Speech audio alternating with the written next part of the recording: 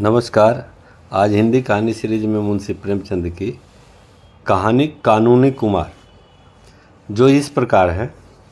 Mister कानूनी Kumar MLA अपने office में समाचार पत्रों, पत्रिकाओं और रिपोर्टों का एक ढेर लिए बैठे हैं। देश की चिंताओं से उनकी देह स्थूल हो गई है। सदैव देश उद्धार का फिक्र में पड़े रहते हैं। सामने पार्क है, उसमें कई लड़के खेल रहे हैं। कुछ परदेसी स्त्रियां भी हैं। फेंसिंग के सामने बहुत से भिखमंगे बैठे हैं। एक चाय वाला एक वृक्ष के नीचे चाय बेच रहा है। कानूनी कुमार, आप ही आप, देश की दशा कितनी खराब होती चली जाती है। गवर्नमेंट कुछ नहीं करती, बस दावतें खाना और मौज उड़ाना उसका काम है। पार्क की ओर देखकर उन्होंने बोला, आह, यह कोमल कुमार सिगरेट पी रहे हैं। शोक, महाशोक। कोई कुछ नहीं कहता, कोई इनको रोकने की कोशिश भी नहीं करता। तंबाकू कितनी जहरीली चीज़ है, बालकों को इससे कितनी हानि होती है, यह कोई नहीं जानता। तंबाकू की रिपोर्ट देख करके ओफ रोंगटे खड़े हो जाते हैं। जितने बालक अपराधी होते हैं उनमें 75% सिगरेटबाज होते हैं। बड़ी भयंकर दशा है। हम क्या करें, लाख स्पीच दो, कोई सुनता ही नहीं। इसको कानून से रोकना चाहिए, नहीं तो अनर्थ हो जाएगा। कागज़ पर नोट करते हुए तंबाकू बहिष्कार बिल पेश करूंगा। काउंसिल खुलते ही यह बिल पेश कर देना चाहिए। एक क्षण के बाद फिर पार्क की ओर ताकते हैं और पहरेदार महिलाओं को घास पर बैठे देखकर लंबी सांस लेते हैं। गजब है, गजब है, कितना घोर अन्याय, कितना पाशविक व्यवहार। यह कोमलांगी सुंदरिया चादर में लिपटी हुई कितनी भद्दी, कितनी फूहड़ मालूम होती है। अभी तो देश का यह हाल हो रहा है। स्त्रियों की मृत्यु संख्या बढ़ रही है, तपेदिक उछलता चला जाता है, प्रसूत की बीमारी आंधी की तरह चढ़ी आती है और हम हैं कि आंखें बंद किए पड़े हैं। बहुत जल्दी ऋषियों की यह भूमि, यह वीर प्रसविनी जननी रसातल की ओर चली जाएगी। इसका कहीं निशान भी न रहेगा। गवर्नमेंट को क्या फिक्र है, लोग कितने पाषाण हो गए हैं। आंखों के सामने यह अत्याचार देखते हैं और जरा भी नहीं चौंकते। यह मृत्यु का शैथिल्य है। यहाँ भी कानूनी ज़रूरत है। एक ऐसा कानून बनना चाहिए जिससे कोई स्त्री पर्दे में न रह सके। अब समय आ गया है कि इस विषय में सरकार कदम बढ़ावे। कानून की मदद के बगैर कोई सुधार नहीं हो सकता और यहाँ कानूनी मदद की जितनी ज़रूरत है उतनी और कहाँ हो सकती है। माताओं पर देश का भविष्य अवलंबित है। पर्दा हटवा बिल पेश होना चाहिए। जानता हूँ बड़ा विरोध होगा, लेकिन गवर्नमेंट को साहस से काम लेना चाहिए। ऐसे नपुंसक विरोध के भय से उद्धार के कार्यों में बाधा नहीं पड़नी चाहिए। कागज़ पर नोट करते हुए यह बिल भी असेंबली के खुलते ही पेश कर देना होगा। बहुत विलम्ब हो चुका। अब विलम्ब की गुंजाइश नहीं है, वरना मरीज का अंत हो जाएगा। मसौदा बनाने लगते हैं और उद्देश्य, सहसा एक भिक्षुक सामने आकर पुकारता है, जय हो सरकार की, लक्ष्मी फूले फले। कानूनी कुमार, हट जाओ, यू सुअर, कोई काम नहीं क्यों करता। भिक्षुक, बड़ा धर्म होगा सरकार, मारे भूख के आंखों तले अंधेरा। कानूनी, चुप रहो सुअर, हट जाओ सामने से, अभी निकल जाओ, बहुत दूर निकल जाओ। यह ऋषियों की भूमि आज भिक्षुओं की भूमि हो रही है। जहाँ देखिए वहाँ रेवड़ के रेवड़ और दल के दल भिखारी। यह गवर्नमेंट की लापरवाही की बरकत है। इंग्लैंड में कोई भिक्षुक भीख नहीं मांगता। पुलिस पकड़कर काल कोठरी में बंद कर दे। किसी सभ्य देश में इतने भिखमंगे नहीं हैं। यह पराधीन गुलाम भारत है, जहाँ ऐसी बातें इस 20वीं सदी में भी संभव है। उफ, कितनी शक्ति का अपव्यय हो रहा है। ओह, 50 लाख आदमी केवल भिक्षा मांग कर गुजर करते हैं। और क्या ठीक है कि संख्या इसकी दुगनी न हो। यह पेशा लिखना कौन पसंद करता। 1 करोड़ से कम भिखारी इस देश में नहीं है। यह तो भिखारियों की बात हुई जो द्वार द्वार झोली लिए घूमते हैं। इसके उपरांत टीकाधारी कोपिनधारी और जटाधारी समुदाय भी तो है, जिनकी संख्या कम से कम 2 करोड़ होगी। जिस देश में इतने हरामखोर, मुफ्त का माल उड़ाने वाले, दूसरों की कमाई पर मोटे होने वाले प्राणी हो, उसकी दशा क्यों न इतनी हीन हो। आश्चर्य यही है कि अब तक यह देश जीवित कैसे है। हेट करता है। एक बिल की सख्त ज़रूरत है, उसे पेश करना ही चाहिए। नाम हो भिखमंगा बहिष्कार बिल। खूब जूतियाँ चलेगी, धर्म के सूत्रधार खूब नाचेंगे, खूब गालियाँ देंगे, गवर्नमेंट भी कन्नी काटेगी, मगर सुधार का मार्ग तो कंटकाकीर्ण है। तीनों बिल मेरे ही नाम से हो, फिर देखिए कैसे खलबली मचती है। आवाज़ आती है चाय गरम, चाय गरम, मगर ग्राहकों की संख्या बहुत कम है। कानूनी कुमार का ध्यान चाय वाले की ओर आकर्षित हो जाता है। कानूनी अपने आप ही चाय वाले की दुकान पर एक भी ग्राहक नहीं। कैसे मूर्ख देश है। इतनी बलवर्धक वस्तु और ग्राहक कोई नहीं। सभ्य देशों में पानी की जगह चाय पी जाती है। इंग्लैंड में 5 करोड़ पाउंड की चाय आती है। इंग्लैंड वाले मूर्ख नहीं हैं, उनका आज संसार पर आधिपत्य है। इसमें चाय का कितना भाड़ा भाग है, कौन इसका अनुमान कर सकता है। यहाँ बेचारा चाय वाला खड़ा है और कोई चाय उसके पास नहीं फटकता।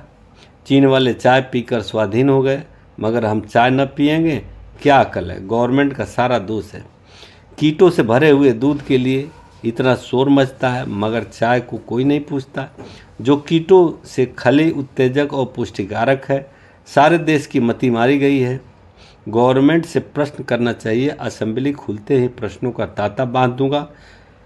प्रश्न क्या गवर्नमेंट बताएगी कि गत 5 सालों में भारतवर्ष में चाय की खपत कितनी बढ़ी है और उसका सर्वसाधारण में प्रचार करने के लिए गवर्नमेंट ने क्या कदम किए हैं। एक रमणी का प्रवेश, कटे हुए केस, आड़ी मांग, फारसी रेशमी साड़ी, कलाई पर घड़ी, आँख पर ऐनक, पाँव में ऊंची एड़ी का लेडी शू, हाथ में एक बटुआ लटकाए हुए, साड़ी में ब्रूच है, गले में मोतियों का हार। कानूनी, हेलो मिसेज बॉस, आप खूब आई, कहिए किधर की सैर हो रही है। आपकी तो आलोक में आपकी कविता बड़ी सुंदर थी, मैं तो पढ़कर मस्त हो गया। इस नन्हे से हृदय में इतने भाव कहाँ से आ जाते हैं, मुझे आश्चर्य होता है। शब्द विन्यास की तो आप रानी हैं, ऐसे ऐसे चोट करने वाले भाव आपको कैसे सूझ जाते हैं।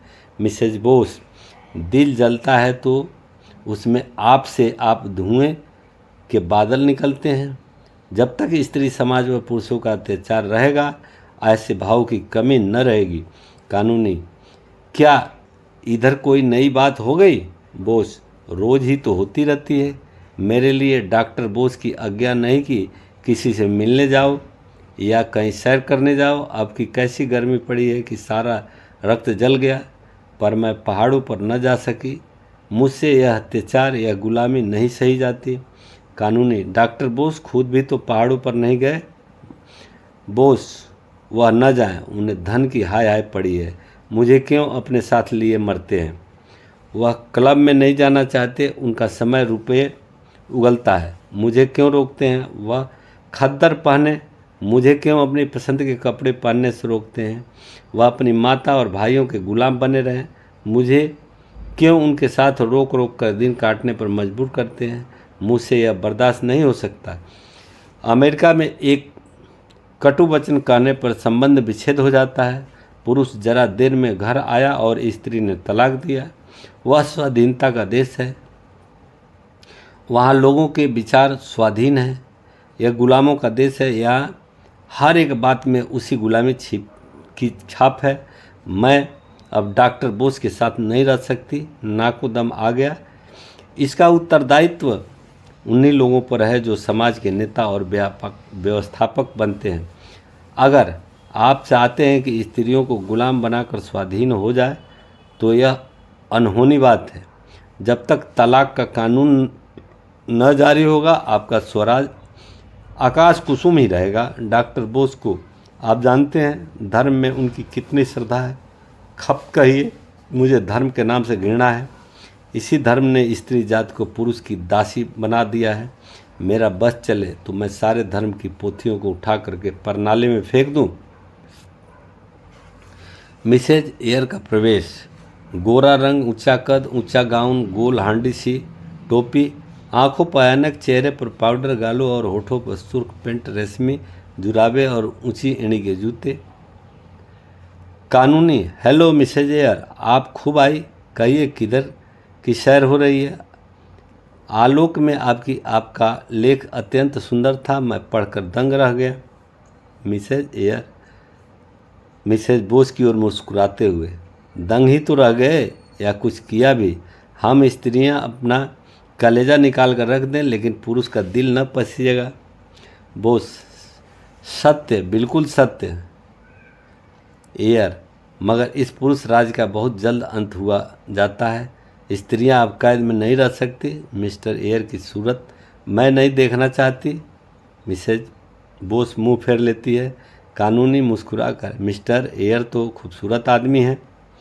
लेडी एयर, उनकी सूरत उन्हें मुबारक रहे। मैं खूबसूरत पराधीनता नहीं चाहती, बदसूरत स्वाधीनता चाहती हूँ। वह मुझे आपकी ज़बरदस्ती पहाड़ पर ले गए, वहाँ की शीत मुझसे नहीं सही जाती। कितना कहा कि मुझे मत ले जाओ, मगर किसी तरह न माने। मैं किसी के पीछे पीछे कुतिया की तरह नहीं चलना चाहती। मिसेज बोस उठकर खिड़की के पास चली जाती है। कानूनी, अब मुझे मालूम हो गया कि तलाक का बिल असेंबली में पेश करना पड़ेगा। यार, खैर आपको मालूम तो हुआ, मगर शायद क़यामत में। कानूनी, नहीं मिसेज एयर, आपकी छुट्टियों के बाद ही यह बिल पेश होगा और धूमधाम के साथ पेश होगा। बेशक पुरुषों का अत्याचार बढ़ रहा है। जिस प्रथा का विरोध आप दोनों महिलाएं कर रही है वह अवश्य हिंदू समाज के लिए घातक है। अगर हमें सभ्य बनना है तो सभ्य देशों के पद चिन्हों पर चलना पड़ेगा। धर्म के ठेकेदार चिल्लम पो मचाएंगे, कोई परवाह नहीं, उनकी खबर लेना आप दोनों महिलाओं का काम होगा। ऐसा बनाना कि मुंह न दिखा सके। लेडी एयर, पेशगी धन्यवाद देती हूँ, हाथ मिलाकर चली जाती है। मिसेज बोस खिड़की के पास से आकर, आज इसके घर में घी का चिराग जलेगा। यहाँ से सीधे बोस के पास गई होगी। मैं भी जाती हूँ, चली जा। कानूनी कुमार एक कानून की किताब उठाकर उसमें तलाक की व्यवस्था को देखने लगते हैं कि मिस्टर आचार्य आते हैं। मुंह साफ, एक आंख पर ऐनक, खाली आधे बाह का शर्ट, निकर, ऊनी मोजे और लंबे बूट। पीछे एक टेरियर कुत्ता भी है। कानूनी, हेलो मिस्टर आचार्य, आप खूब आए। आज किधर की सैर हो रही है? होटल का क्या हाल है? आचार्य, इतना साफ सुथरा मकान, ऐसी रोशनी, इतना आराम, फिर भी मेहमानों का दुर्भिक्ष। समझ में नहीं आता अब कितना खर्च घटाऊं। इन दामों अलग, घर में मोटा, खाना भी नसीब नहीं हो सकता। उस पर सारे ज़माने की झंझट, कभी नौकर का रोना, कभी दूध वाले का रोना, कभी धोबी का रोना, कभी मेहतर का रोना। यहाँ सारे जंजाल से मुक्ति हो जाती, फिर भी आधे कमरे खाली पड़े हैं। कानूनी, यह तो आपने बुरी खबर सुनाई। आचार्य, पश्चिम में क्यों इतना सुख और शांति है? क्यों इतना प्रकाश और धन है? क्यों इतनी स्वाधीनता और बल है? इन्हीं होटलों के प्रसाद से। होटल पश्चिमी गौरव का मुख्य अंग है, पश्चिमी सभ्यता का प्राण है। अगर आप भारत को उन्नत के शिखर पर देखना चाहते हैं तो होटल जीवन का प्रचार कीजिए, इसके सिवा दूसरा उपाय नहीं। जब तक छोटी छोटी घरेलू चिंताओं से मुक्त न हो जाए आप उन्नत कर ही नहीं सकते। राजू रईसों को अलग घरों में रहने दीजिए, वह एक की जगह 10 खर्च कर सकते हैं। मध्यम श्रेणी वालों के लिए होटल के प्रचार में ही सब कुछ है। हम अपने सारे मेहमानों की फिक्र अपने सिर लेने को तैयार हैं, फिर भी जनता की आंखें नहीं खुलती। इन मूर्खों की आंखें उस वक्त तक न खुलेगी जब तक कानून न बन जाए। कानूनी गंभीर भाव से, हाँ, मैं सोच रहा हूँ जरूर कानून से मदद लेनी चाहिए। एक ऐसा कानून बन जाए कि जिन लोगों की आय 500 से कम हो होटलों में रहें। क्यों? आचार्य, आप अगर यह कानून बनवा दें तो आने वाली संतान आपको अपना मुक्तिदाता समझेगी। आप एक कदम में देश को 500 वर्ष की मंजिल तय करा देंगे। कानूनी, तो लो, अब की यह कानून भी असेंबली खुलते ही पेश कर दूंगा। बड़ा शोर मचेगा, लोग देशद्रोही और जाने क्या क्या कहेंगे, पर इसके लिए तैयार हूँ। कितना दुख होता है जब लोगों को आहिर के द्वार पर लुटिया लिए खड़ा देखता हूँ। स्त्रियों का जीवन तो नरक तुल्य हो रहा है। सुबह के 10-12 बजे रात तक घर के धंधे से फुर्सत नहीं। कभी बर्तन मांजो, कभी भोजन बनाओ, कभी झाड़ू लगाओ। फिर स्वस्थ कैसे बने, जीवन कैसे सुखी हो, सैर कैसे करें, जीवन के आमोद प्रमोद का आनंद कैसे उठाएं, अध्ययन कैसे करें। आपने खूब कहा, एक कदम में 500 सालों की मंजिल पूरी हुई जाती है। आचार्य, तो आपकी बिल पेश कर दीजिए। कानूनी अवश्य। आचार्य हाथ मिलाकर चला जाता है। कानूनी कुमार खिड़की के सामने खड़ा होकर होटल प्रचार बिल का मसौदा सोच रहा है। सहसा पार्क में एक स्त्री सामने से गुजरती है। उसकी गोद में एक बच्चा है। 2 बच्चे पीछे पीछे चल रहे हैं और उदर के उभार से मालूम होता है कि गर्भवती भी है। उसका कृश शरीर, पीला मुख, मंद गति देखकर अनुमान होता है कि उसका स्वास्थ्य बिगड़ा हुआ है और इस भार का वहन करना उसे कष्टप्रद है। कानूनी कुमार, आप इस समाज का, इस देश का और इस जीवन का सत्यानाश हो। जहाँ रमणियों को केवल बच्चा जनने की मशीन समझा जाता है, इस बेचारी को जीवन का क्या सुख। कितनी ऐसी बहनें इसी जंजाल में फंस करके 32-35 की अवस्था में, जबकि वास्तव में जीवन को सुखी होना चाहिए, रुग्ण होकर संसार यात्रा समाप्त कर देती है। हाँ भारत, यह विपत्ति तेरे सिर से कब टलेगी। संसार में ऐसे ऐसे पाषाण हृदय मनुष्य पड़े हुए हैं जिन्हें इस दुखियारियों पर जरा भी दया नहीं आती। ऐसे अंधे, ऐसे पाषाण, ऐसी पाखंडी समाज को जो स्त्री को अपनी वासनाओं की वेदी पर बलिदान करता है। कानून के सिवा और किस विधि से सचेत किया जाए, और कोई उपाय ही नहीं। नर हत्या का जो दंड है वही दंड ऐसे मनुष्य को मिलना चाहिए। मुबारक हो वह दिन जब भारत में इस नाशनी प्रथा का अंत हो जाएगा। स्त्री का मरण, बच्चों का मरण, जिस समाज का जीवन ऐसी संतानों पर आधारित हो उसका मरण। ऐसे बदमाशों को क्यों न दंड दिया जाए। कितने अंधे लोग हैं। बेकारी का यह हाल कि भरपेट किसी को रोटियां नहीं मिलती, बच्चे को दूध स्वप्न में भी नहीं मिलता, और ये अंधे हैं कि बच्चे पैदा करते जाते हैं। संतान निग्रह बिल की जितनी ज़रूरत है इस देश को, उतनी ही और किसी कानून की नहीं। असेंबली खुलते ही यह बिल पेश करूंगा। प्रलय हो जाएगा यह जानता हूं, पर और उपाय ही क्या है। 2 बच्चों से ज़्यादा जिसके हो उसे कम से कम 5 वर्ष की कैद, उसमें 5 महीने से कम काल कोठरी न हो। जिसकी आमदनी 100 रुपये से कम हो उसे संतानों उत्पत्ति का अधिकार ही न हो। हाल में बिल के बाद ही अवस्था का आनंद लेकर कितना सुखमय जीवन हो जाएगा। हाँ, एक दफ़ा यह भी रहे कि एक संतान के बाद कम से कम 7 वर्ष तक दूसरी संतान न पावे। इस देश में सुख और संतोष का साम्राज्य होगा। तब स्त्रियों और बच्चों के मुंह पर खून की सुर्खी नजर आएगी। तब मजबूत हाथ पांव और मजबूत दिल जिगर के पुरुष उत्पन्न होंगे। उसी समय मिसेज कानूनी कुमार का प्रवेश होता है। कानूनी कुमार जल्दी से रिपोर्टों और पत्रों को समेट लेते हैं और एक उपन्यास खोलकर बैठ जाते हैं। मिसेज, क्या कर रहे हो? वही धुन। कानूनी, उपन्यास पढ़ रहा हूँ। मिसेज, तुम सारी दुनिया के लिए कानून बनाते हो, एक कानून मेरे लिए भी बना दो। इससे देश का जितना बड़ा उपकार होगा उतना और किसी कानून से न होगा। तुम्हारा नाम अमर हो जाएगा और घर घर तुम्हारी पूजा होगी। कानूनी, अगर तुम्हारा ख्याल है कि मैं नाम और यश के लिए देश की सेवा कर रहा हूँ तो मुझे यही कहना होगा कि तुमने मुझे रत्ती भर भी नहीं समझा। मिसेज, नाम के लिए काम कोई बुरा काम नहीं है। तुम्हें यश की आकांक्षा हो तो मैं उसकी निंदा न करूँगी, भूलकर भी नहीं। मैं तुम्हें एक ऐसी ही तदबीर बता दूंगी जिससे तुम्हें इतना यश मिलेगा कि तुम उब जाओगे।